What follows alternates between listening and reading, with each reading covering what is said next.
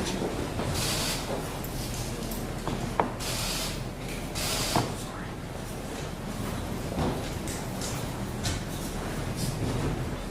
right, thank you. Be seated.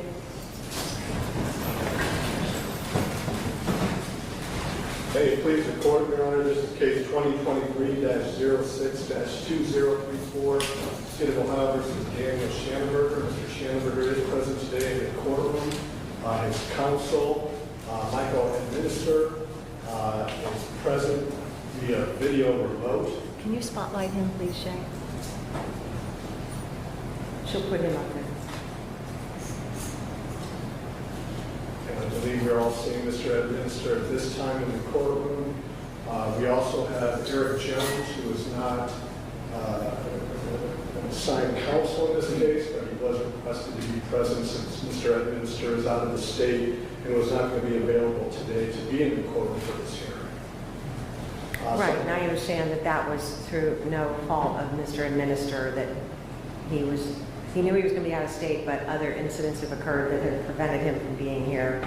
And out of deference to the family, he decided to go forward, and he asked if he could just proceed by Zoom, and the court agreed under these circumstances. So the other thing I want to say before we proceed, however, is I do understand how difficult a case like this is for not only for the victims' families, but also for the defendant's family. I understand there's a lot of high emotions in cases like this, and people are going to be speaking. All I ask is, if you are speaking, to remember that you are in a courtroom.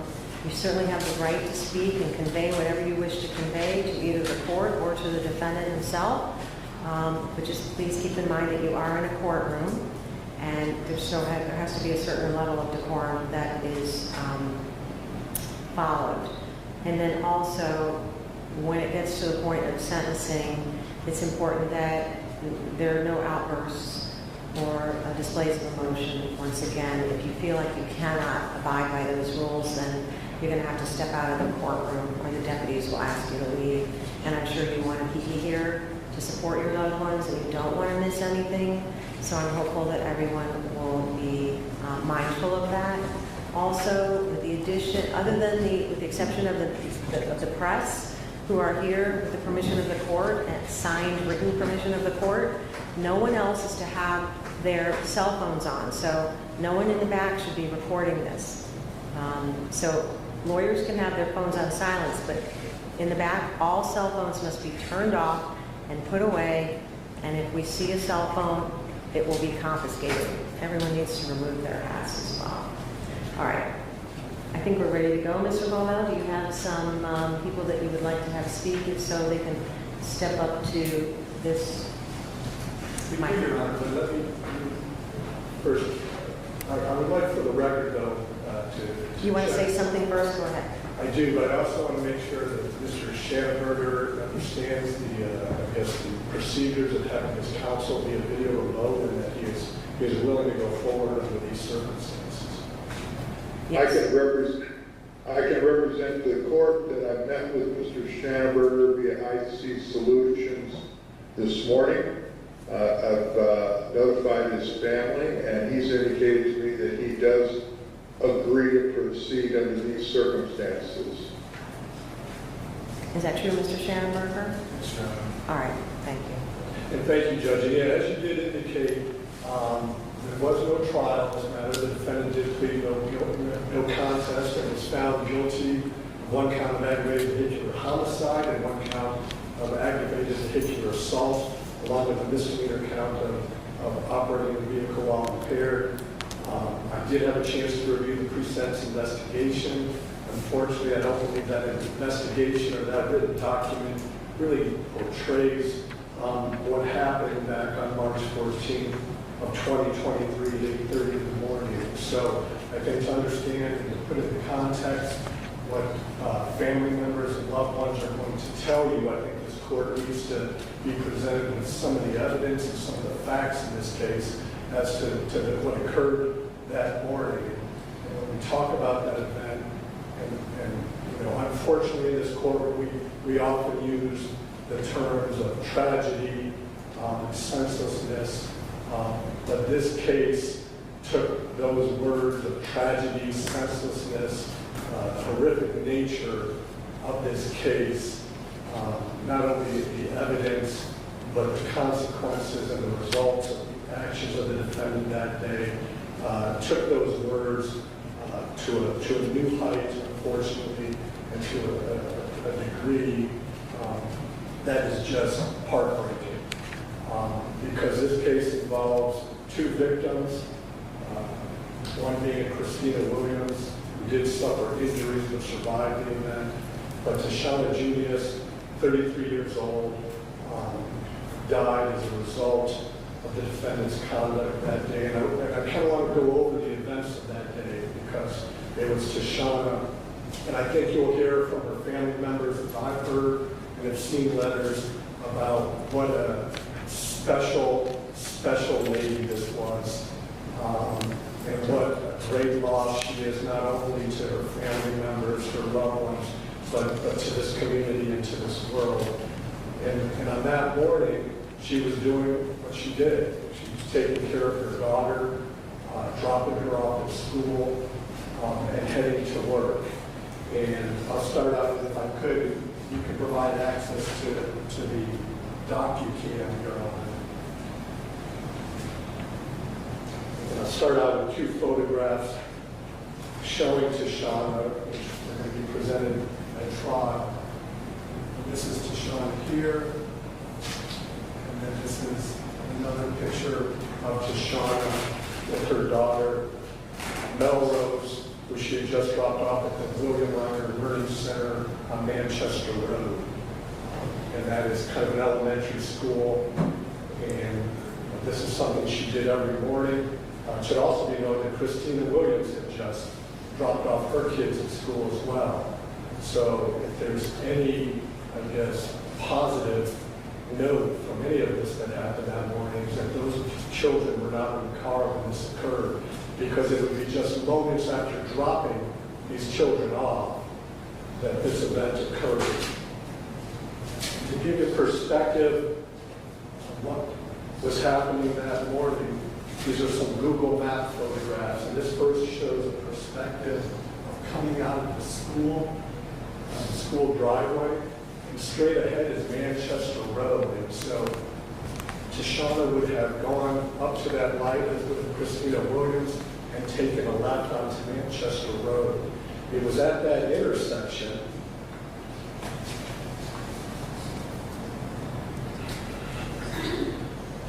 this is a closer up of that intersection here,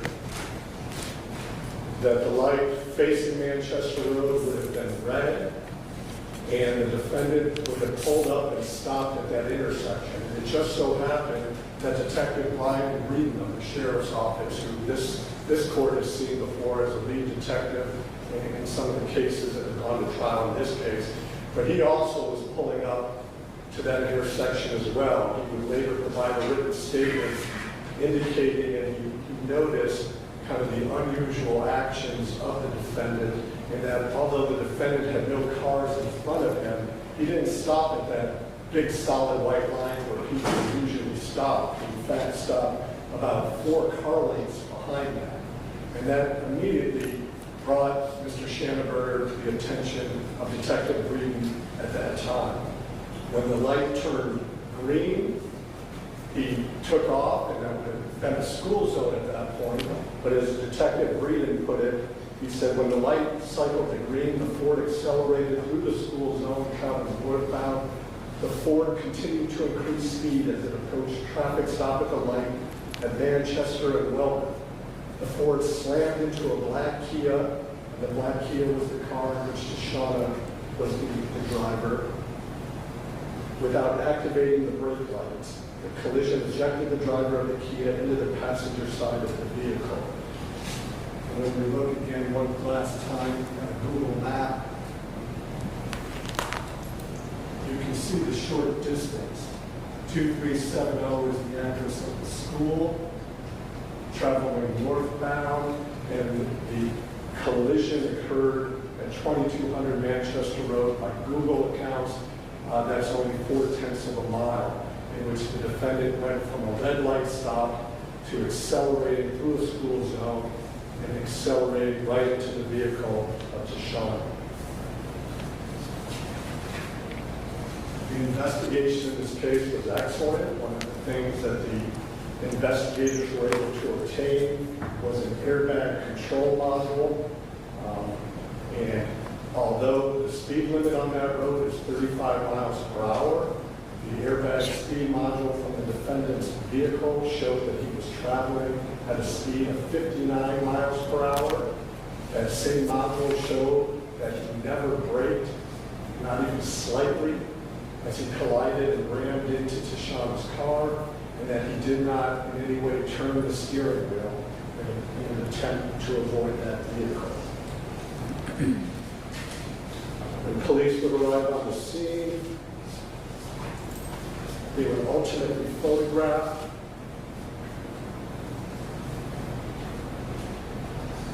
this being one of the photographs, and the white car in the forefront.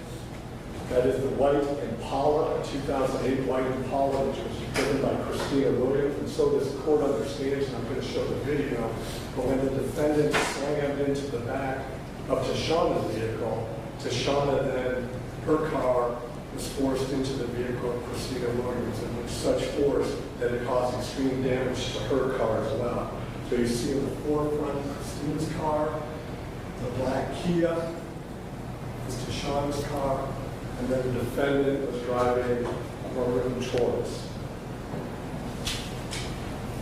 Closer look at these vehicles. This is the back of Tashana's car.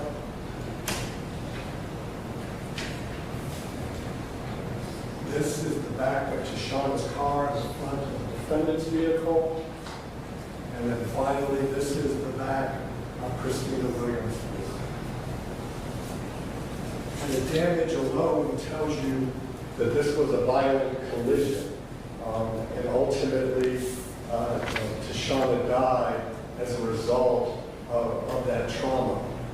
But the video itself, which is difficult to watch, but I think it's imperative for this court to see the video. But one of the establishments that was parked right across the street had a security video camera which caught the collision on camera, and I'd like to play that for you at this time.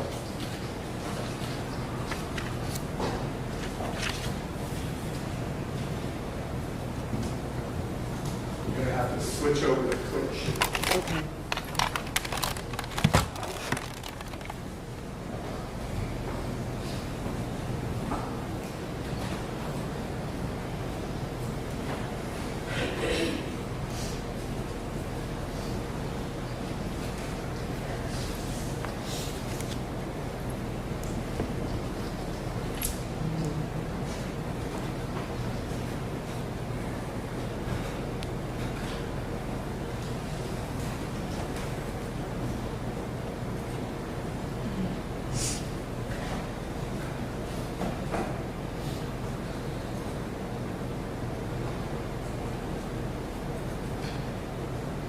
Turned red, and then my red went away, so maybe it takes some, it usually does take a... No, you might want to try pressing the button on the, Ryan? Oh, it's red again.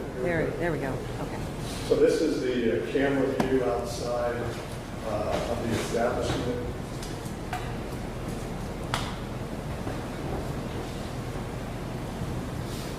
And I will stop it just so that you can kind of orient the court in regards to Christina Williams' car as well as Tashana's car.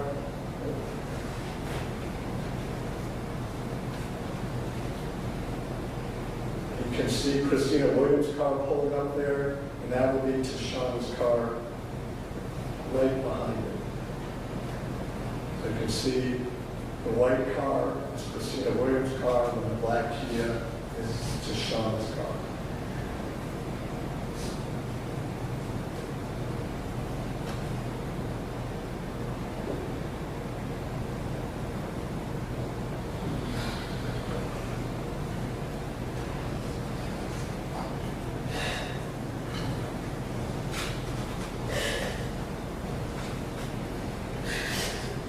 So you see through the still pictures and through this video how violent that collision was. Once again, this is occurring at 8:30 in the morning on a school day.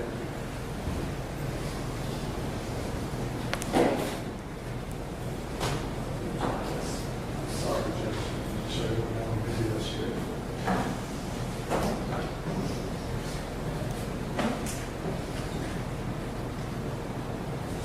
The police were equipped with body-worn cameras, and so while most of the focus initially was to provide aid to Tashana and Christina, the police also then came into contact with Mr. Schenneberger and placed him into the cruiser. And I want to show the court just the beginning of that contact with him.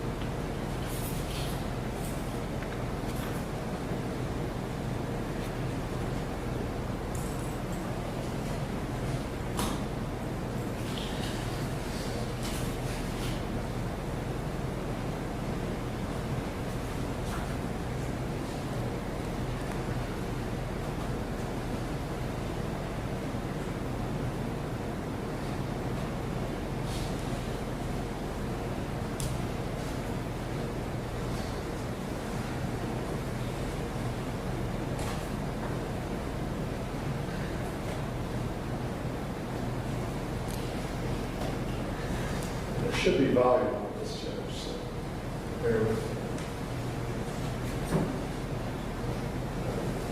Oh, it's not on this. No. Let me go out and go back in and see if that makes a difference.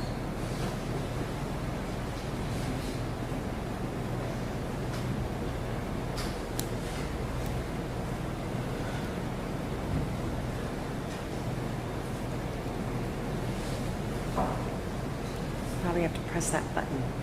It is flashing red, so usually that tells me it's in the process of connecting.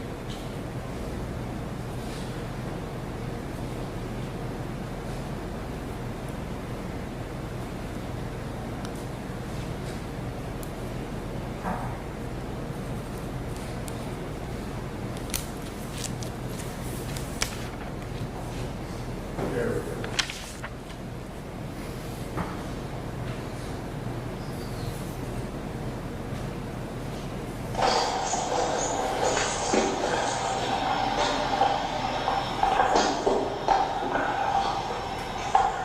You all right?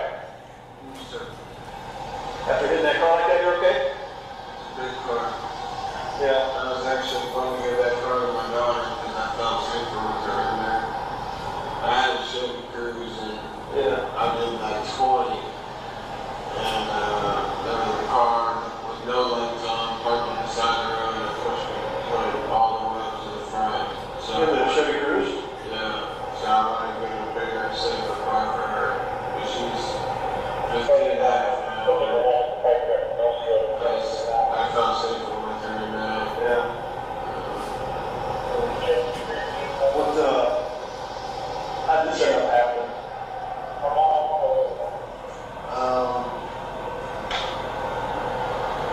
They were one to turn when they were in one way straight, and by the end of the time stop, and another slip. You know how fast you're going? Not fast at all, probably 35. Where are you going? I worked on a crash down at 865. Right down the road with here, or You know, yeah, well, what do you do there? analytical scientist.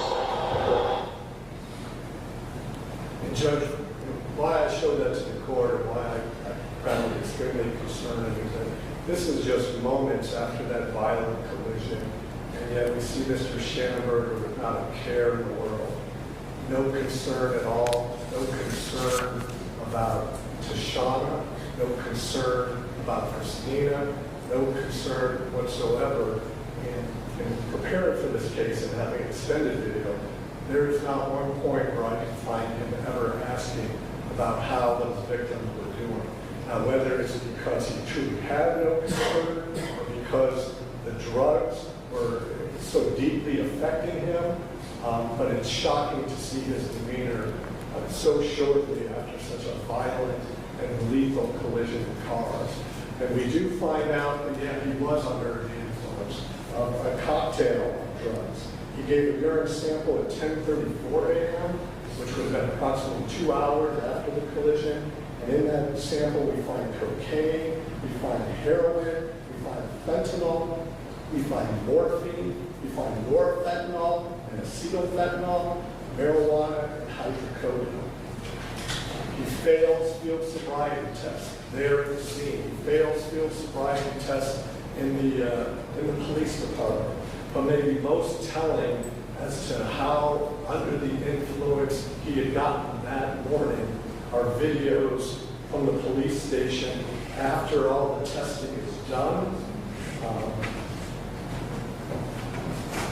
And after he's just waiting to be picked up from the police department.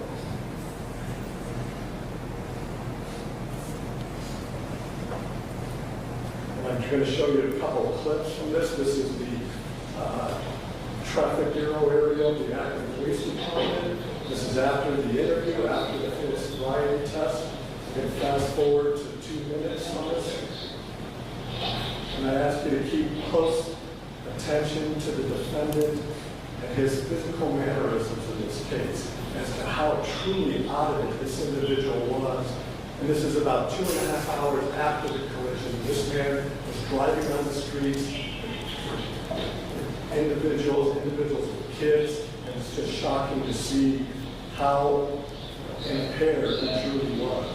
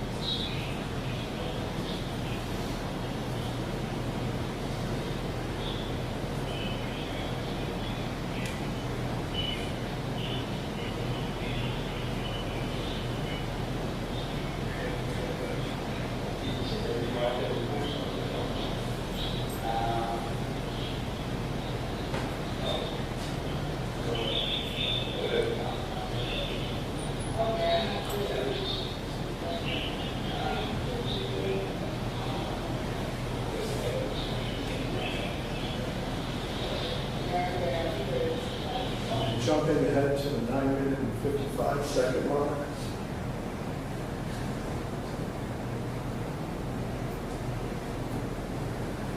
Have 1 more minute of this video.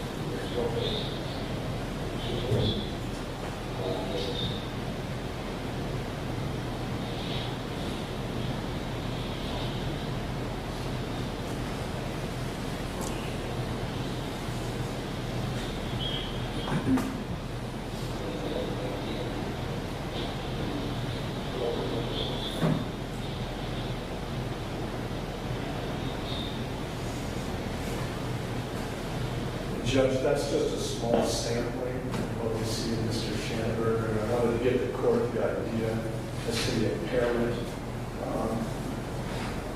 that he was under that morning. I wanted to give the court an idea of specific facts which resulted in this tragedy, and now I want to give an opportunity to the family and loved ones of Tashana to address this court in regards to this case. All right, let's have him step up here, and then if you could please state your name, spell your name, and indicate your relationship to Shauna.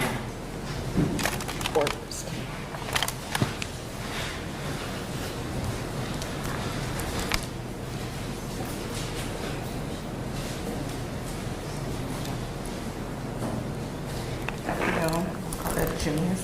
Mother of Deshaun Juniors. Okay. You're her mother, is that what you said? I'm a mom. Just take a breath, it's okay, there's no rush.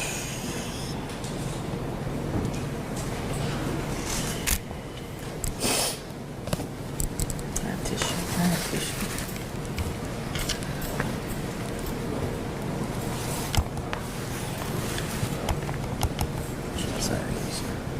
Yeah, it's harder than you think to be up here because no one's supposed to bury their child.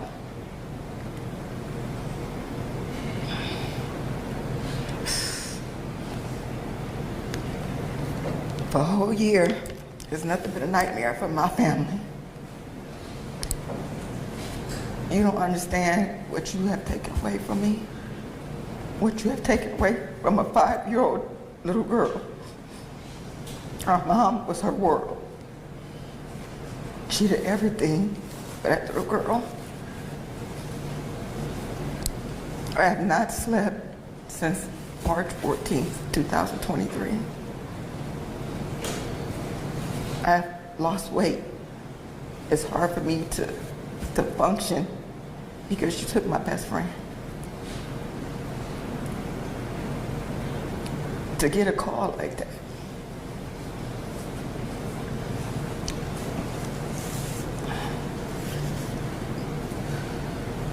To get a call saying that your loved one has passed. You could never understand. You could never understand that unless you've been through it. And you took that from me, from your actions. You have never took accountability for taking my daughter from me, from taking a 5-year-old mother away from her daughter.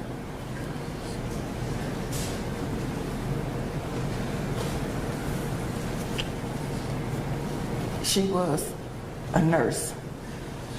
She graduated from Kent State. She was a dental assistant.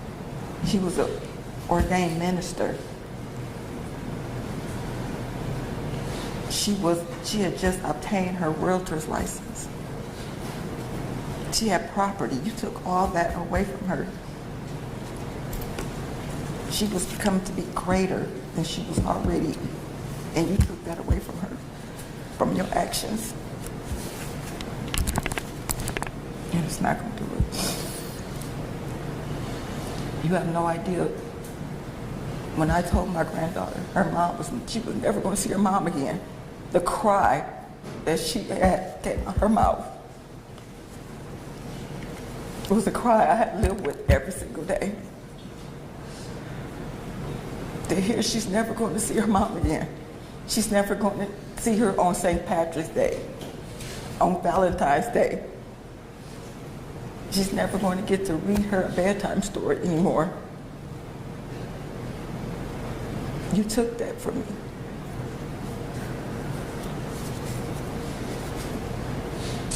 I have no words to say other than you. It should have been you. It should have been you. And not her.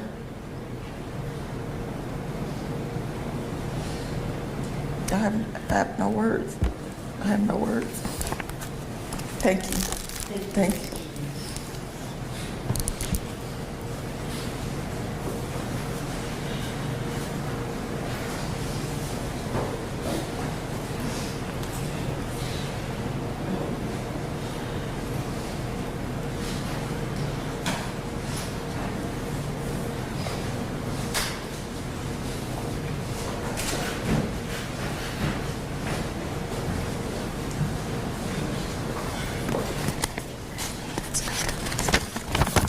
My name is Sashay, last name Carter, C-A-R-T-E-R.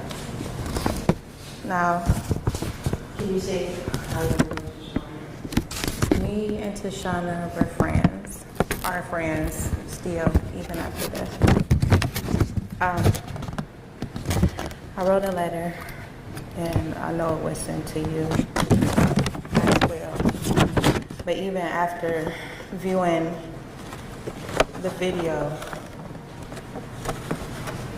my emotions are all over the place again. So I'm gonna try to keep it as simple as possible.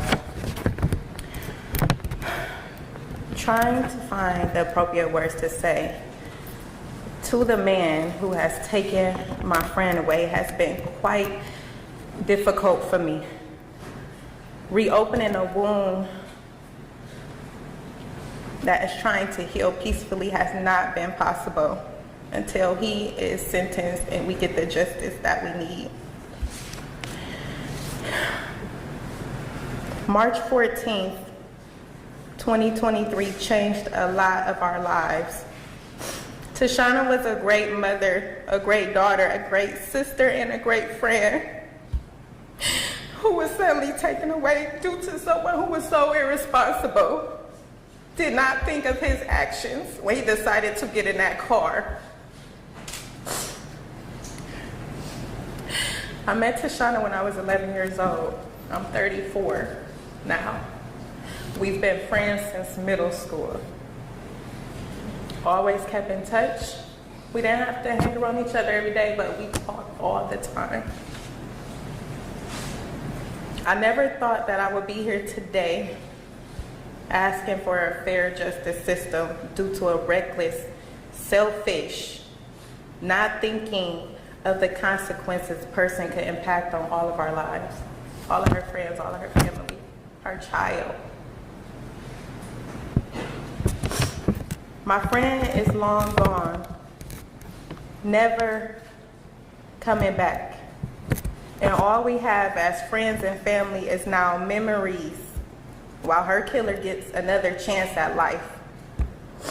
His family can still communicate with him, come visit him, enjoy laughs, tell them they love him, tell him jokes, send pictures, touch, hug, reminisce on good times, all the things I could do with my friend, I can no longer do.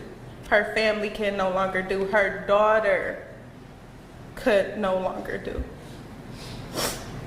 I go through my phone all the time and listen to our voice recordings between us. And it makes me think how I don't get to see my friend age out. We don't get to talk about our kids like how we used to. Our kids were super close in age. We were the last ones to have kids at our age. All of our other friends had children already. And I'm gonna miss that. Accountability is all that we're asking today. I keep asking God, why did he choose her to be one of his angels so soon? Why not take the person who caused all this hurt and pain on our lives? My friend did not deserve to lose her life because of someone not caring how their day would go. I understand addiction because I work with addiction patients, but that's a choice. It's not a need. Tashana has so much going for herself. She loved her baby Melrose to death. She hugged and kissed her baby, leaving that school not knowing that would be her last time. Tashana meant so much to us, and it's not fair. So I'm pleading today that her killer receives the max sentence, even though the time is still not what is deserved. Understanding the laws, of course. Not only did he take a pure soul, he has caused damage with a baby growing up without her mother. And we all understand motherly love. It's so hard to look at my friend's baby girl without the throat feeling like a lump is in it. I appreciate the time it took you to read my letter, if you did get the chance to read it, to understand how we felt. And I put it as appropriate as I could for the courts, because I could say so much more. But you really took a good friend from me, someone I've been knowing for a long time. Someone that did not deserve it. You could have went a different direction. You did not have to get in that car that day. She just wanted to be a mom to her child. Now it's another child without a mother. And it's not fair. It's not fair at all. Thank you. Thank you, Ms. Carter.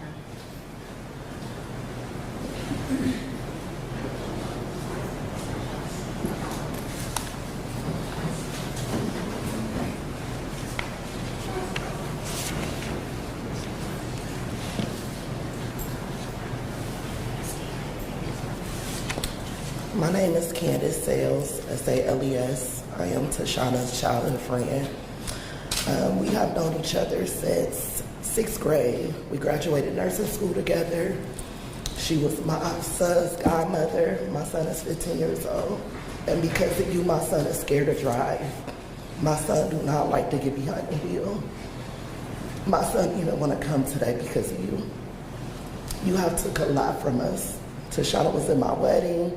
Tashana had every milestone with me.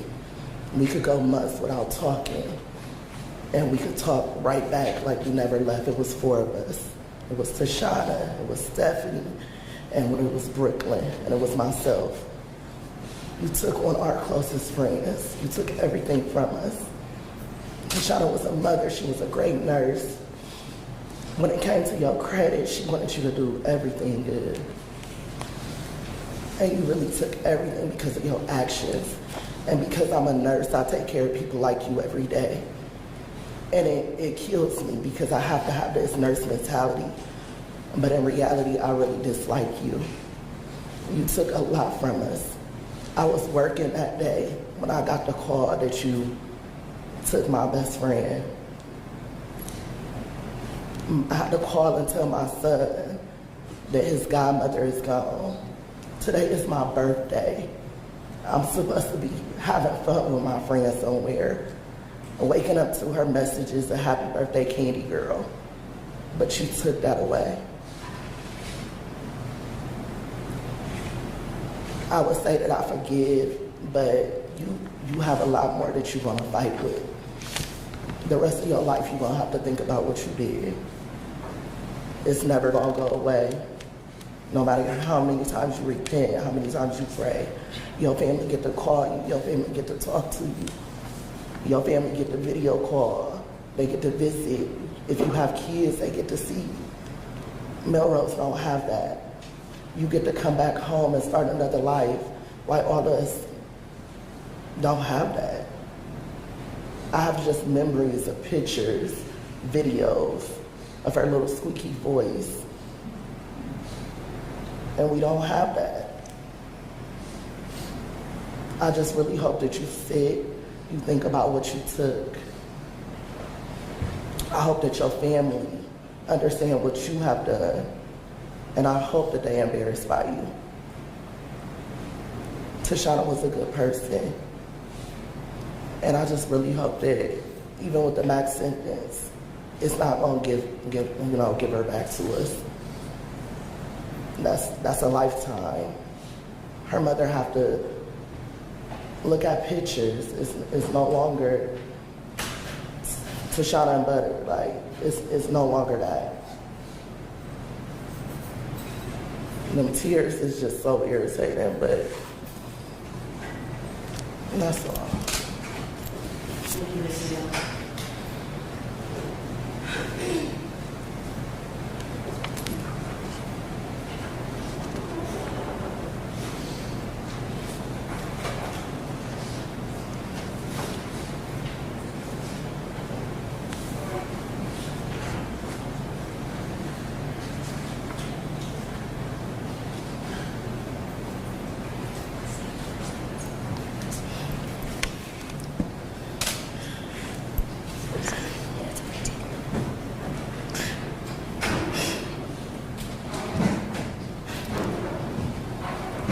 It's okay. Just take a breath. It's okay. Gather yourself. My name is Maisha Turner.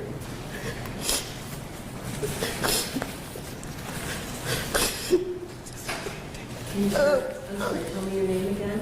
Maisha Turner. Turner, and how do you know Tashana? I'm Tashana's first niece, first everything at this point.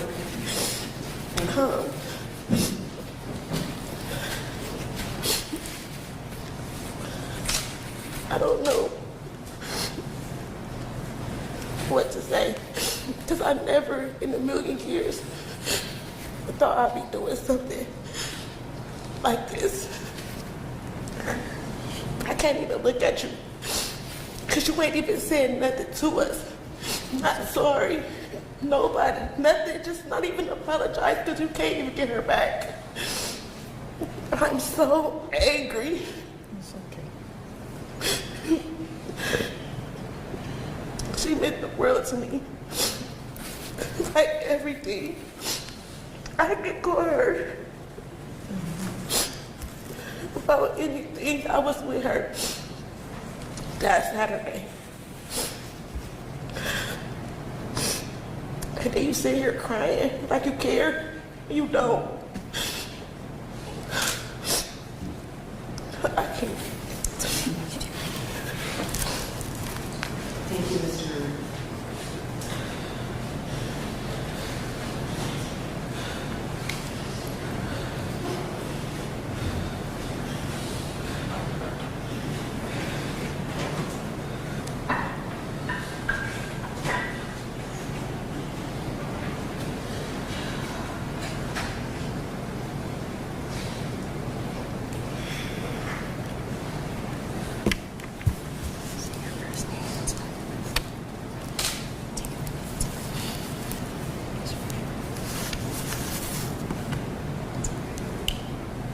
Take a breath. Just take a breath.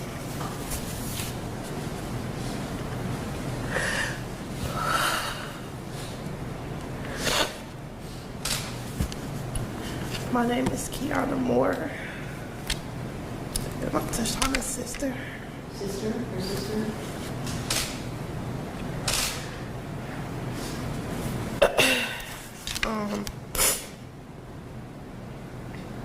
I had this whole like speech and letter written out to try to prepare for this. And you can't.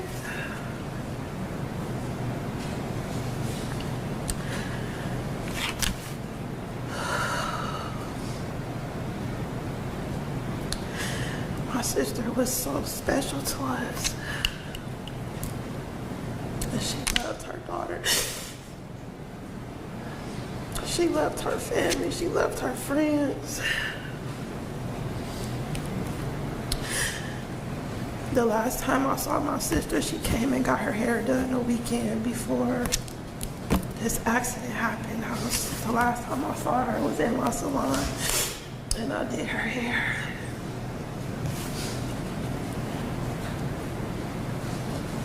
She told me how proud she was of me.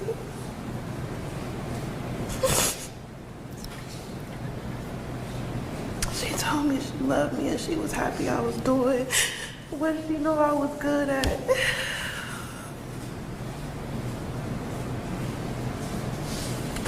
And And to get that call 3 days later, I'm at work. I can hear it in my mom's voice that something was wrong. She told me, she said, Mama got into an accident. I'm like, okay, I'm about to go see her. I'm about to go to work. I'm about to leave work.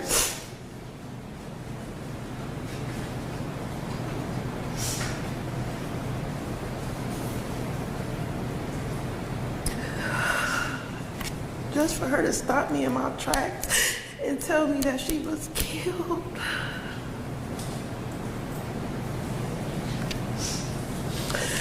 By someone that was so senseless. That was so careless. It was heartless. Because for you to be that impaired, to get behind the wheel, you did not care about your own life. You didn't care about your kids. You didn't care about your family.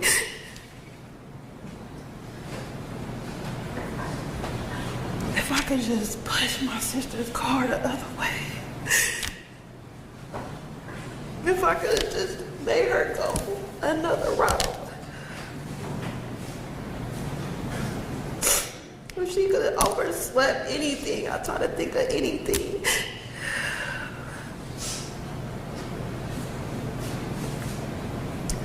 I love my sister to death.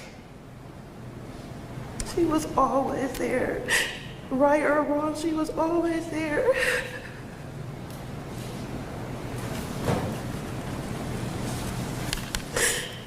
I had to buy Melrose a blanket with her picture of her mom on there. Cause she never can hold her mom again.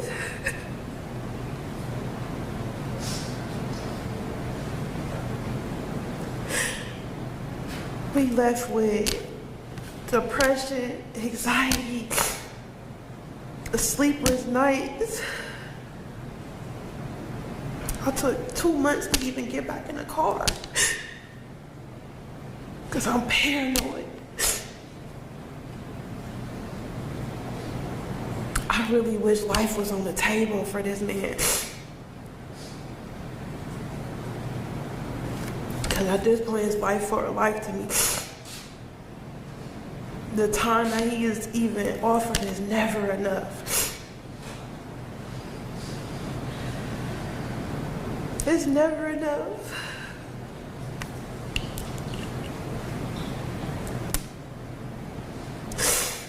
This man has shown no type of compassion and no type of remorse.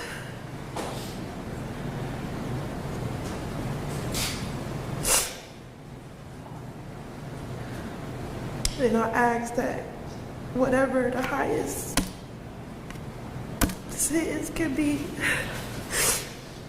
he deserves every last bit of it. Every last bit of it.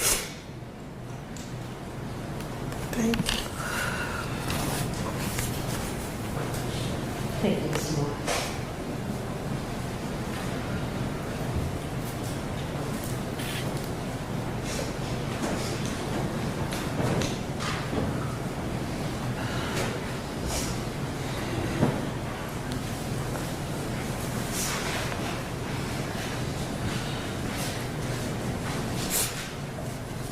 Can Ms. Cole a bit forward? Hi. Aisha Brown. I'm her best friend. I wrote on my phone. Is that okay? Yes, just, she has to take down what you're saying, so don't read it too quickly, okay? Okay.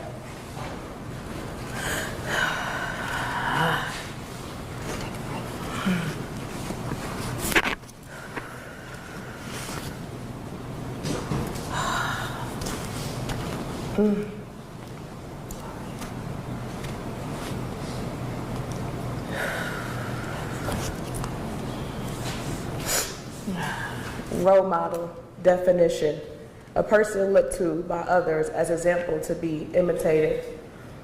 Role model, someone with strong strongest matches, a good example, a hero, an idol, a superstar.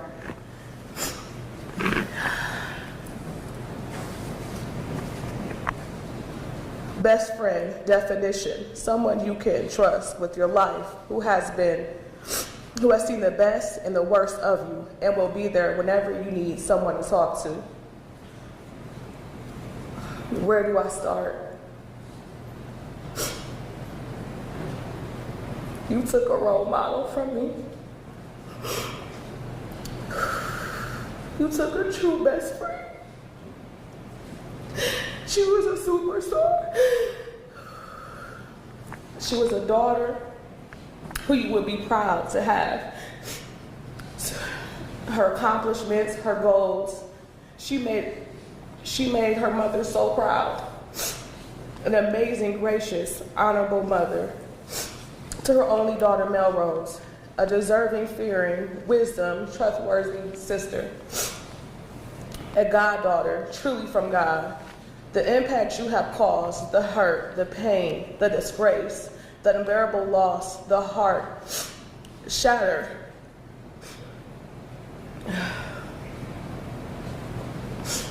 You have caused her family so much pain, myself, especially her beautiful, joyful daughter, Melrose. You have no idea, no clue how much important Tashana was, how much she was loved, how much she was just one phone call away. She meant the world to me, everyone in her life. She was the type of person you want by your side. When you have financial problems, she would fix it. How much of her advice and the right advice she would give to her loved ones that mattered.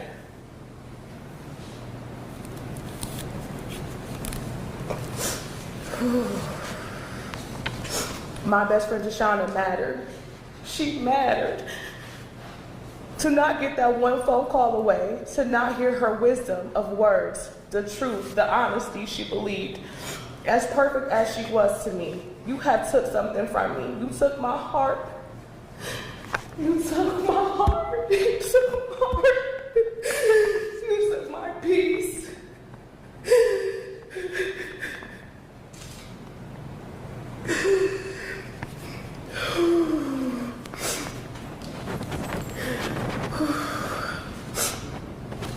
You took the only thing that mattered in this world. You took that one call away from me. I will never, ever get back. I have to be strong, being her best friend. The one who was there at all of her daughter's birthday parties, her Christmases, her Thanksgivings, front and center. I am that friend who talked to her about her. So much highly in respect for my love, dear friend Tashana. Her laugh. Her laugh. I miss her laugh so much. I miss her laugh. Waking up every morning, and I mean every morning, saying, "Good morning, beautiful." I bought her roses because she meant that much to me. I bought her roses every couple months. She was that special to me. I didn't need a reason, just because she was that much to me. I wanted to see her smile. I wanted to feel how much I truly loved and adored her. I would brag about how independent and beautiful her mind was. I would brag to everyone how much her goals she accomplished, how determined, dedicated she was. She finished everything she worked for. And I mean everything she worked for. Her nursing degree, her real estate license, she got it. My best friend she was dope. She was the most selfless person I have ever met in my life. She was pure diamond, a God's angel. It breaks me. I have to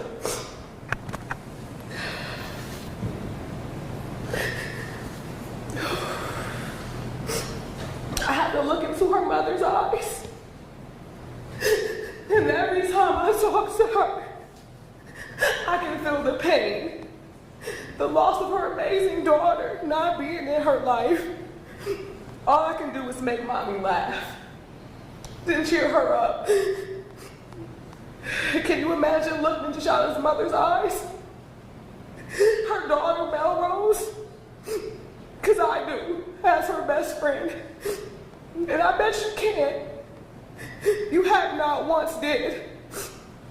But me, her best friend, looks at them with sorrow, with burden, with the pain that I had. I'm her best friend. She was my everything. She was a light in the sky. She was a fresh coffee in the morning. She helped me in so many ways as a mother of 4. She has taught me to be the best and do the best every single day. My best friend Tashana strived for greatness because she was great. She was great. God made her that way. I wish it was a dream. I just wish it never happened to my best friend. Due to your senseless actions, your senseless, cowardly actions, you have cost that one phone call away. For me, for her brother, her mom, her sisters, her best friends, importantly, her daughter Melrose, who she gave the world to, who she cherished and made her an even better woman. Melrose is her pride and joy. She is the kindest, sweetest little girl. I'm doing good.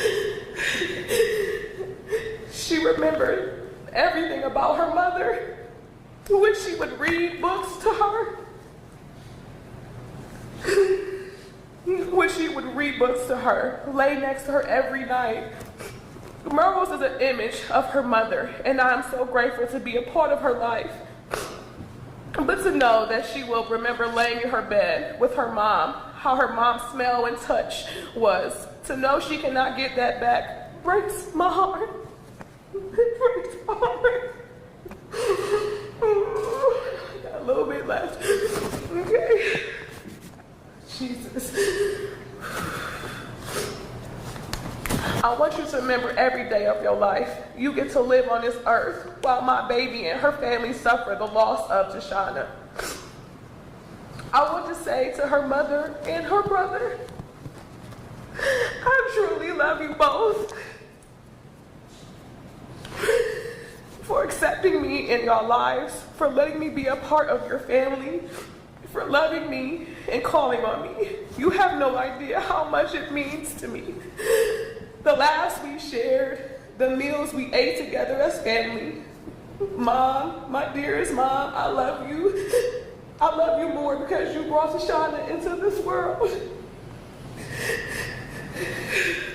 Without you, there wouldn't be her. There wouldn't be the friendship we shared.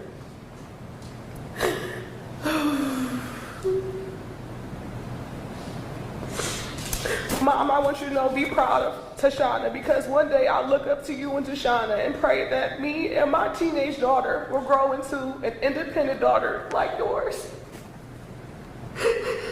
You all mean so much to her. She loved you.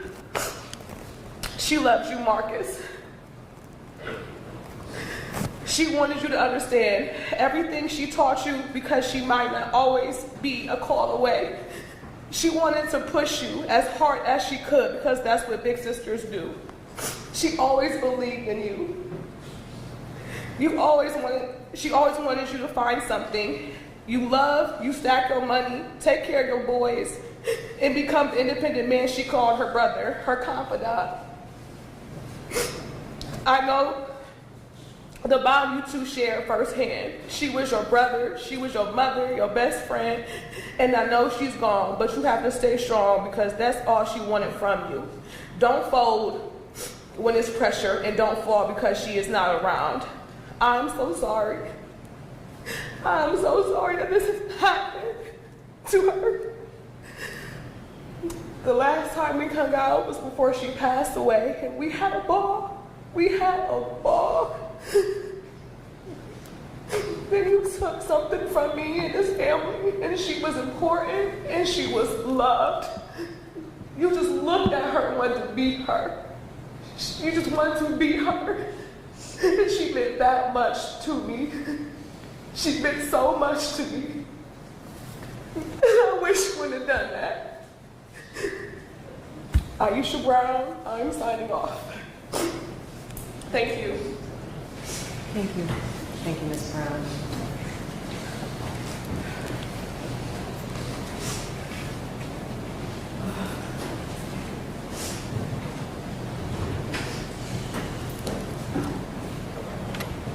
Turn this fan.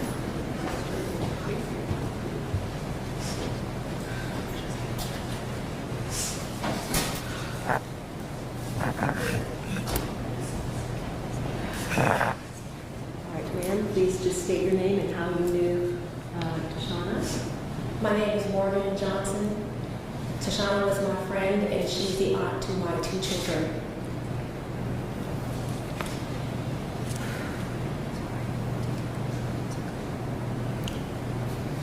On March 14th, 2023, our lives changed forever. On that morning, a man, a scientist, with a college degree and a world of opportunities woke up and decided to get doped up on various drugs and decided to get behind the wheel of his car. It was on this same day, our sister, daughter, and friend Tashana woke up and got her daughter Melrose ready for a great day at school, and also got into her car to drop her off. She strapped Melrose into her car seat so she would be safe, and dropped her off at Reimer Elementary, expecting to pick her up later that day, never knowing that this would be the last time that Melrose would see her mother alive, and the last time Tashana would see her only child. Tashana would be killed a few moments later when she left her daughter's school while waiting for a red light to change at 8:30 in the morning. Killed by a scientist, Daniel Schanneberger, who was under the influence of a cocktail of substances, any of which could have killed him. But instead, he and his substances killed Tashana, our sister, her parents' daughter, Meryl's mother. You rear-ended Tashana at such a high rate of speed that you killed her within an hour of the accident, and injured the woman in the car in front of you. You hit her so violently that Tashana's car, which was stopped, hit the stopped car in front of her, throwing her body, causing it to absorb all of the shock of the impact,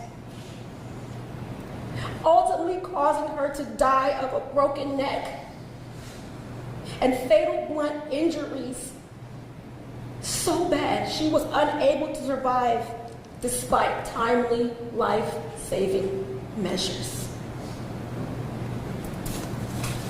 The traumatic injuries that you caused made her choke on her blood, suffering alone, in pain, until her last moments on this earth. You did not give her a chance. And the irony is, you took multiple drugs and drove, yet she died and you got to live. Today, you will know the incredible life you stole from us. On March 14, 2023, I walked into the hospital, and Tashana's brother Marcus told me she was gone. He couldn't breathe. He could barely talk. This is singularly the worst day of all of our lives. Her mother will never be the same. She has lost weight, and she still cries daily. Her daughter talks about her mother every single day, as if she's alive, and tells any stranger she can that her mother has died and was taken from her. It is heartbreaking. Her siblings and friends are still in shock as Tashana was the nicest, most caring person in this world.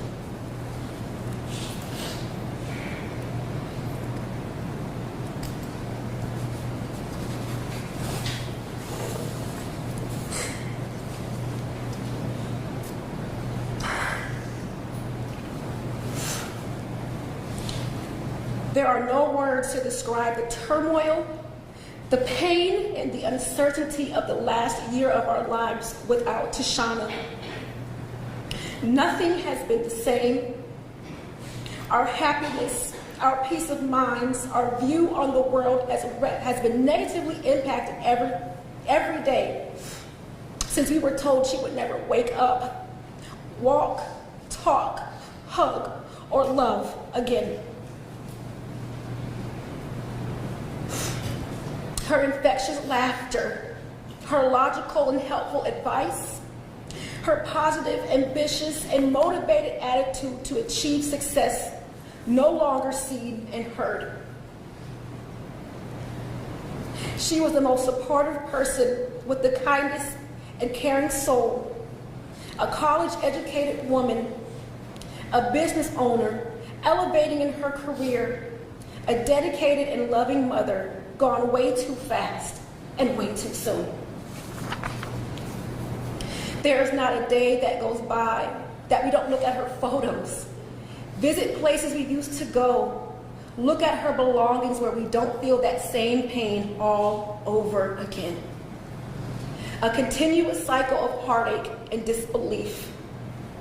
The pain of losing someone so innocent and undeserving of the death she endured is unfathomable. She was a loving mother with a beautiful daughter who simply was being a phenomenal mother that she strived to be, taking her child to school to learn and grow only to be taken from her life in the most disturbing and tragic way imaginable. It brings tears to our eyes when we see her daughter Melrose growing and maturing, and her mother is missing it all. And she is always missing her mother. She didn't even get a chance to say goodbye. None of us got to be there in her final moments. And the thought of how she suffered until her last breath weighs heavy on us each and every day. And the trauma of this ordeal is always present. It's been a struggle coming to terms with Tashana being ripped from our lives so violently, and trying to find peace while navigating the court system and expecting justice for her homicide. It has been mentally draining and emotionally challenging. From the moment you viciously crashed into her, we have been pushing and crying for justice only to go on for a year with delays, adding more heartbreaking moments because of your unwillingness to take full accountability for your actions that took away a human being forever. We have never heard any expressions of remorse in your actions or in your words. You've pushed back this issue with excuses and stall tactics, knowing that you hold full and complete responsibility. No one in your family has expressed concern, sympathy, or condolences, even though we've sat in this very courtroom and have walked by each other several times. The lack of simple humanity is sour in our hearts. It is not lost on us the severity of these offenses and how severely they have impacted the lives of every person who loved Tashana. This should have never happened, and she should be here. We can't fathom how you are a scientist with a college degree, someone who should have known better, could have such a lack of concern for the regards of others. You are ultimately the reason why we continually grieve today and why we will be grieving for the rest of our lives. Tashana didn't deserve this, and we will not rest easy unless we know the maximum punishment is imposed in this case. She would never get a second chance at life. And we believe that it's not justice if you get anything under the max. The defendant deserves That time ripped from his life in exchange for the life he ripped away from us. With his fatal disregard to take drugs and operate his car that morning. A max sentence might not heal the pain and the hurt that we have been feeling and will continue to feel. But it will let us know that her life was valued to this system. And then we can close this chapter knowing that he has received the highest punishment for his crimes.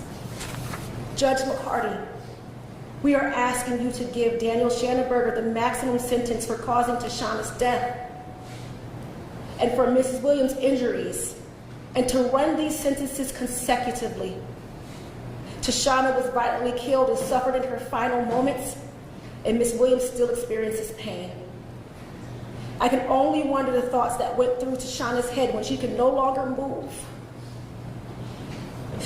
or no longer breathe.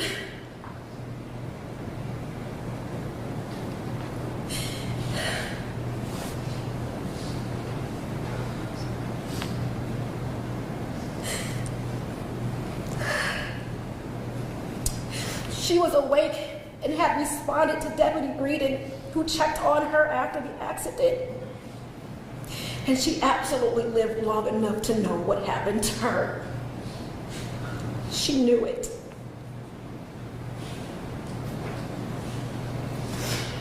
Tashana's body absorbed so much force from Daniel Schanenberger's disregard of her life that Tashana allowed the other victim to be here and living today. Even in death, Tashana helped to save a life. For these reasons, we think that the sentences for both charges should be taken into consideration and ran consecutively for the maximum sentence in this case. This is our request of you, Judge McCarty. Please hear our cries for justice. Thank you, Mr.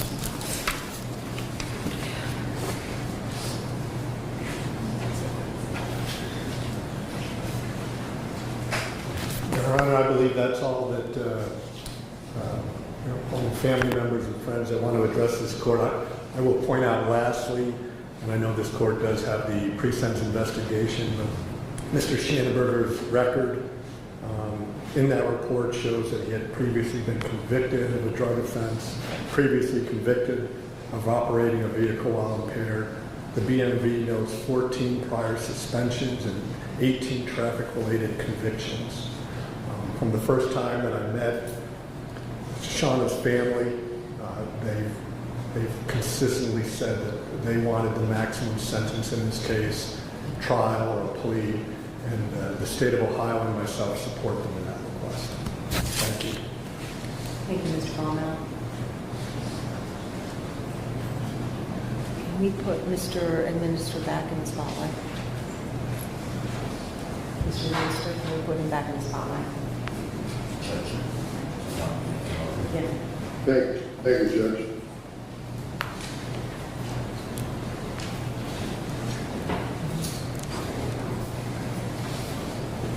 Okay. Go ahead, Mr. Administrator. Thank you, Your Honor. May it please the court. First of all, thank you for providing me with the ability to review the pre-sentence investigation beforehand. I'm certain that you've gone through it thoroughly and carefully, and I don't believe that it is exactly as Mr. Baumel has stated relative to the number of suspensions. However, be that as it may, my client and his family are here to accept responsibility, to accept your sentence, and we have some individuals that like to address the court also. Okay. Let's have him come up. Mr. Schanenberger's mother. He's going to sit back down. Let's have you come up here, ma'am.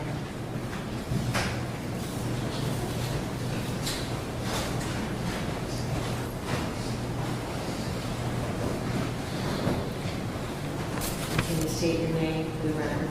My name is Candy. I am Daniel's mom. First off, my family and I, we would like to extend our deepest sympathies to the family and the friends for the loss of Tashana. We cannot imagine the pain and the sadness that you're going through. Daniel has always been a great kid. He loved sports. He loved BMX the most. And he loved hanging out with his friends. He did great in school. He started working at 16, went to college, but before he graduated from Kent State, he became a proud father. As an example of a supportive family member, he moved in with my parents, to help care for his terminally ill grandfather. He was always around to lend a helping hand, replacing flooring, tearing down the shed,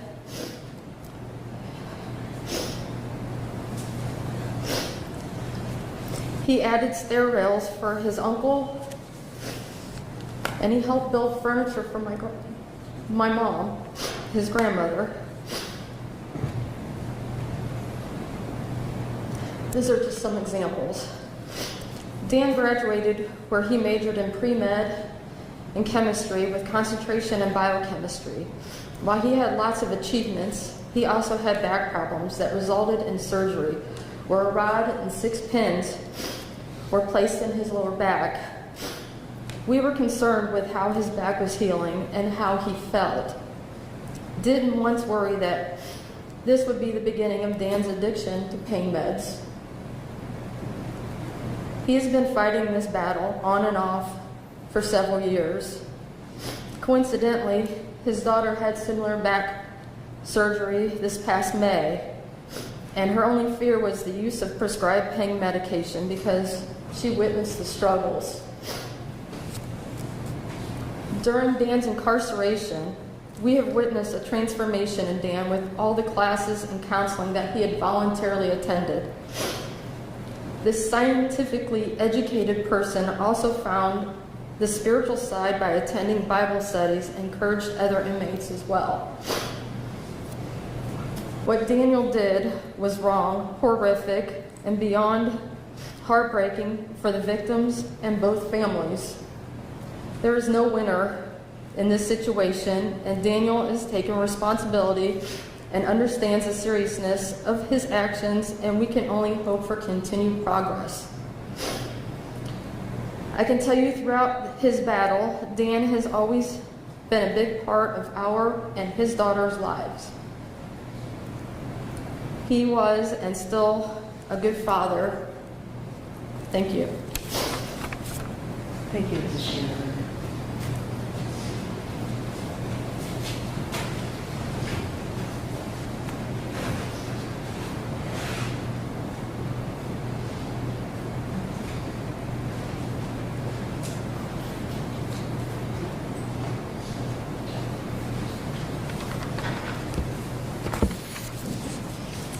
Go ahead and state your name and your relationship to Mr. Shannenberger, okay? My name is Brooke Shannenberger and I'm Daniel's daughter. You're his Daughter.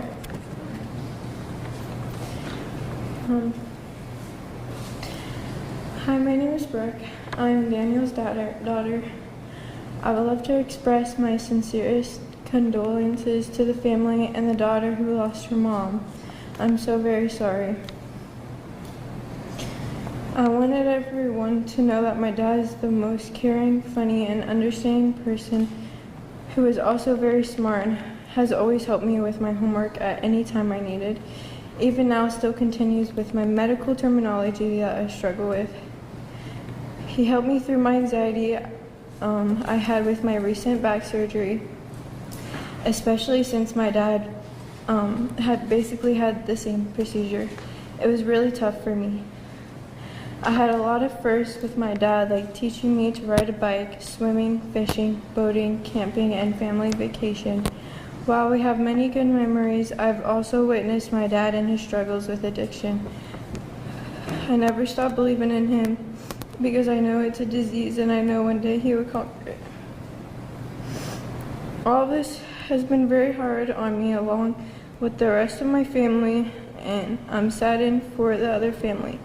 But it helps that I've seen improvements with him, and I'm so proud of him with what he's accomplished. And again, I'm sorry for the family's loss, especially to Tashana's daughter. Thank you.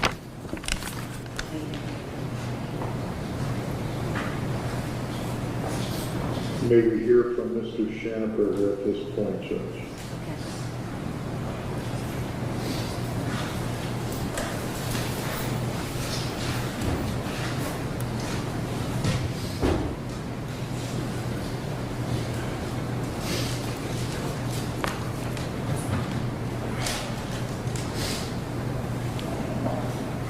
My name is Daniel Shanaberger.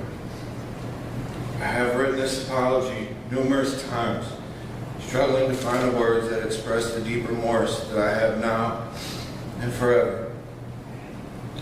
I have concluded that my feelings transcend far beyond anything I could possibly say. I have to confess that the time leading up to that horrific day, I wasn't living the way I should have, being selfish, making poor decisions. I wish more than anything I can go back before that day and make the necessary changes to prevent it. I don't expect forgiveness, but I hope you can find it, not for me, but for yourself. In my pursuit to repent, I have spent a lot of time trying to learn about forgiveness. I've come to understand that forgiveness is more for the benefit of the forgiver than the forgiven. It serves to avoid becoming consumed by anger and resentment, preventing any more pain that I have already inflicted. It is a choice and not an easy one, and I struggle every day to forgive myself. I begin each day with the awareness of my past mistakes. I struggle every day to accept why it wasn't me instead. Regret over the past leads to shame, which leads to fear and anger. So I pray for God forgiveness and the strength to forgive myself. Forgiveness doesn't change the past, but it does change the power it holds on the future. The goal is not to alleviate my feelings. My goal is to use those feelings as a daily reminder to focus on character transformation and building a firewall of protection against reoccurrence. I know that mercy is not something anyone deserves based on merit, but something undeserved that someone else gives my grace. Again, to say I'm sorry doesn't come close to describing how truly sorry I actually feel. I know I have done wrong and deserve to pay the penalty. I will dedicate the rest of my life to genuine repentance in effort to pay that penalty and to produce more than just a spoken apology. Thank you, Mr. Shanaberger. Mr. Minister, anything you'd like to say? Yes, briefly, Judge. I think most everything has been said. I do have a few thoughts, though, with respect to, first of all, with respect to the videos that were played by the prosecution beforehand. I mean, obviously, given the nature of this automobile crash, my client was clearly in shock at the time that the body-worn camera officers were intercepting. My comments are not intended to justify Mr. Shanaberger's actions. This is a relatively common story, unfortunately, throughout the state of Ohio. We, as in many other states, are suffering with opioid addiction. Mr. Shanaberger is a perfect example of that. This is not an instance that comports with what we typically find in cases such as this. Person goes to a bar, becomes voluntarily intoxicated, gets behind the wheel, and crash ensues. As the court is well aware, this case took place at 8:30 in the morning on a work day. I've spent countless hours with my client for over a year now, and I've come to know him and believe in him. And this is a tragic circumstance. could have been avoided. However, as the court is well aware, we requested a toxicology expert in order to determine what the half-life of the drugs were in his system. Had we gone to trial, and frankly, he didn't want that, nor did I, nor did anyone involved in this process. But had we could have shown that Mr. Schanberger, despite what some of the folks have said, did not wake up that morning, get ready to go to work, and voluntarily ingest illegal substances. As he has repeatedly said to me and to others who are involved in this process, and as I have relayed to both the prosecution and Your Honor, Mr. Schanberger was suffering from a residual effect from drugs that were contained in a vape pen which was packed to him by a friend at least 36 hours prior. He thought that he was taking a hit of cannabis, and unfortunately what happened was that cannabis was clearly laced with this vicious cocktail that everyone has spoken of, including Mr. Baumel. I apologize on my client's behalf to those friends and family members. As someone said previously, there are no words. I know that. There are no words that can possibly salve your pain. I hope that you will seek solace in your faith and in the teachings of your Lord. Also, I'd like to say, please understand that what you perceive as an indifference to your loss was in fact all my responsibility. As his counsel, I have continuously reminded my client that he must not speak to anyone, especially members of victims' family. So what you perceive as an indifference or a failure to apologize or to take accountability was actually my instruction to him in order to protect his constitutional rights. Judge, I'm certain that you read the letter that I provided from Chaplain Jarvis. As you know, there was a period of time during the pendency of this matter that my client was transferred to Medina, and at that point he came in contact with Chaplain Jarvis and her husband, also a chaplain, and he was actively, Mr. Schanberger, was actively involved in ministering to other inmates, and he did that of his own free will, and because he has an interest in trying to help others. I believe that this is although this is a horrific day all the way around, that Mr. Schanberger, given his education, his background, his upbringing, his values, that he does have the potential to, following a reasonable punishment for these crimes, he has the ability to go out and have a positive impact on others before they end up in front of you in an orange jumpsuit. I would ask that you consider those factors in terms of evaluating the correct sentence, and I trust that you'll do so. I have nothing further. Thank you. All right, thank you, Mr. Administrator. So the court has reviewed the pre-sentence investigation. I have met with the prosecutor and defense lawyer multiple times over the course of this case, and so have heard continuously about how things have progressed and the positions of the parties, and learned about the families involved as well. And so before I pronounce sentence, I do want to say that I really want to thank the family, both families, for sharing so much. In particular, for sharing so much about Tashana. So often in cases like this, most of the cases honestly that I handle, a lot of the focus of the judge and the lawyers, prosecutors and defense lawyers, is the defendant. And what did the defendant do? And what should we do regarding the defendant? And does he have a record? Does she have a record? What's the situation as far as is he or she working? Do they have, an addiction?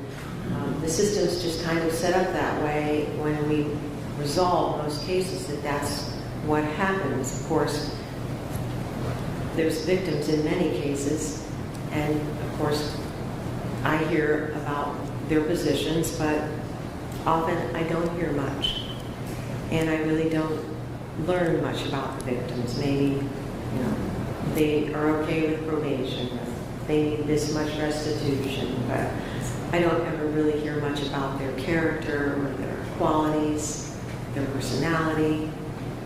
And so it's an important part of the total picture to hear that about Tashana. Some victims in a situation like this, the family members cannot speak. They can't get up in front of a courtroom. I mean, even lawyers sometimes get nervous speaking in court, and they come to court every day. So I understand how intimidating it can be, and then of course it's so emotional that many family members simply just can't do it. So for those of you that did do it, I want to thank you for your emotional strength and your courage to get up here and do that on behalf of Tashana. And likewise, when there's a defendant who's done something terrible, it's very difficult for his family to come in and try to say something too, because they feel perhaps their voice isn't going to be heard. But that's not the case. The court wants to hear from everyone. And I also want to thank Mrs. Shannenberger and Brooke for coming in and speaking as well. These cases would be so much easier if the person that was the wrongdoer was a terrible, evil person. It would really make my job so much easier. And I think in some ways it would be easier for the victim's family because of the anger and the, very harsh feelings that you have towards the person that stole your loved one. But our world is not black and white, it's gray. And we have a man here who, I believe, not discussing his actions, but just based on the other things that I've heard, is a man of good character, who has a family, who loves him. And so I just want to note that I don't feel that you're evil or a monster. I just want you to know that. However, I'm not judging you as a person. I'm judging your actions.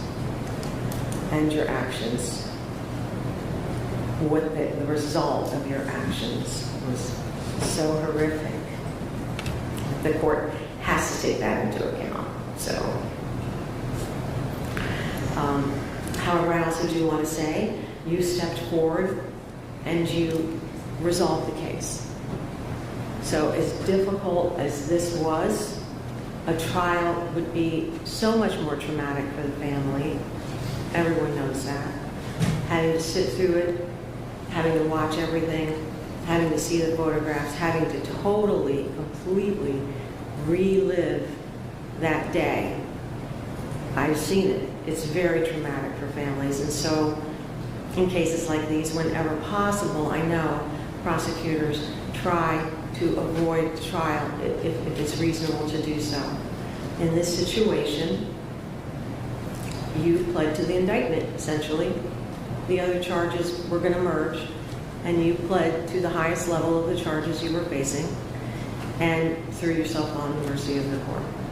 So you did provide that level of closure to the family. There will be no extracted long trial. There will be no uncertainty about the verdict. There will be no long months of appeals. You have taken that part of this trauma away from them. And that's why I want them to understand that when someone does plead guilty to the maximum charges, because I want to encourage future defendants to have that desire to avoid that trauma for the family, that I generally do not give the maximum sentence on a plea. And so I want the family to understand that if that happens in part today, it's not because the court feels any less the absolute tragedy of this situation or the quality of the life that was lost, because that is not the situation. Excuse me, my throat's very dry.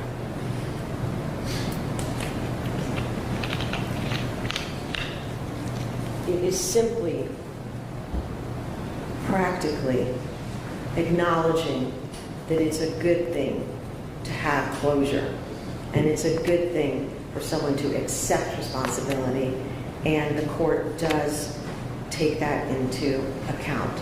In fact, honestly, that is the only thing here that is preventing me from giving the absolute maximum consecutive sentences. Despite your good character, and despite your family loving you, and despite you have some record there, you do, but it's not as horrific as others. Despite all of that, that really has no effect on the court. It is the fact that you accepted responsibility is the sole reason that I'm not giving a total maximum consecutive sentence. However,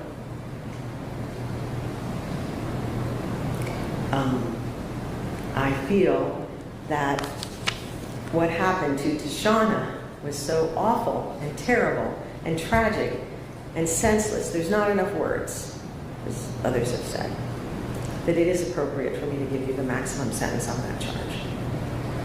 So I am going to impose, as to the aggravated vehicular homicide count 1, 8 to 12 years in the Ohio State Penitentiary. As to the aggravated vehicular assault regarding Ms. Williams, who I'm sure is going to have her own struggles and probably has her own guilt because she didn't die, and yet she's suffered a horrific loss as well. And I didn't hear her voice today, but I'm sure this has been every measure of traumatic to her physically and emotionally. I will sentence you to 2 years in the Ohio State Penitentiary, and I will run that consecutive to the 8 to 12 year sentence. On the misdemeanor, I will impose the 180-day sentence and the mandatory fine of $525. I will have to, by law, give you a mandatory lifetime license suspension as to count 1. And there's a, I think, 2 to 10 year suspension. 2 to 10 year suspension on count 2, and 2 to 10 suspension on count 2, and why that's happening, but just make sure you mute everybody, I guess. 1 to 7 year suspension on count 3. Those suspensions are all going to run together, and so you have the lifetime suspension, which is a hard 15 years, meaning you can't even consider asking for any sort of privileges until after you've served 15 years of that, and there's no guarantee that, it wouldn't be me, I wouldn't be the judge here at that point, but there's no guarantee that any judge would ever restore your driving privileges. Now, I personally believe life is sacred, and we've lost a life here, so this is a total loss to the community, I agree, not just his family. It's a loss to the community. But you didn't die in this accident. That tells me there's a reason you're here. And I hope that reason ends up being what the chaplain from Medina County Jail said, and that maybe you're thinking, is that you can redeem yourself. You can teach others, you can help others to avoid the seriously difficult, bad choices that you made that led you here. That's the only real good I see coming out of this. There's no other good. The only other thing I do want to comment on is that Tashana's family obviously is very loving. And so I know that they will wrap themselves around Melrose. And so I want to express my, sympathy about what's happened, but I also want to challenge you to do that. Not just for each other, but also for the girl who lost her mother. And so I'm going to also order that you pay the cost of this prosecution. Knowing that you're going to be incarcerated and indigent, I will issue a judgment for that amount. I will not allow that to be collected at a rate greater than $5 a month. Obviously, eventually you're going to pay that off, but while you're incarcerated, it will allow you to keep money in your commissary and function without the clerk taking every penny every month. I'm not going to allow that to happen, but we'll get that money over a period of time. There's also, is it a mandatory fine on the F2 that I have to impose? On the misdemeanor? No, on the felony, is that a mandatory fine? I don't think it is No. it? No. No, I but- imposed $525 fine on the misdemeanor of the first degree. But Your Honor, and I don't know if you mentioned it, but both those sentences are mandatory times. They are mandatory time. They are consecutive. I have to make the finding that consecutive sentences are necessary to punish the offender. They are not disproportionate to the seriousness of the offender's conduct and to the danger that he poses to the public. These are findings I have to make specifically. And that 2 of the offenses were committed as a part of a course of conduct, and the harm caused by those multiple offenses was so great or unusual that no single prison term adequately reflects the seriousness of the offender's conduct. So it's 8 to 12 years plus 2 years. So it's a mandatory of 10 years with a possibility of an additional 4. So that would be 10 to 14 years. I think I explained to you on your plea, based on the indeterminate sentence, that there's a presumption that you would do the minimum term of 10 years. But based on your behavior, and if the ODRC feels you're still a threat for some reason, or that your security issue, they could request to have a hearing to rebut that presumption and keep you in longer. Like I said, that would be a hearing you'd be entitled to have, and they would have to rebut the presumption. They could keep you in additionally for periods of time, but they could never keep you longer than the total amount of the sentence of 14 years. I'll give you credit for all the time that you have served in the Summit County Jail, and I believe as of, well, let's see if that's up to today, that was up to last week. I'll double check that. 442 days. Including today. Is that true today? Okay. I do wish my blessings not only on Miss Junius's family and Miss Williams' family, but also on you and on your family too, Mr. Schanenberger. And I'm just sad that all of us had to come together under these circumstances. Okay? And thank you, Mr. Jones, for standing in. All right, we'll conclude. Thank you, Judge. Judge, Yes. Yes? He's polite. I shut him out, sorry.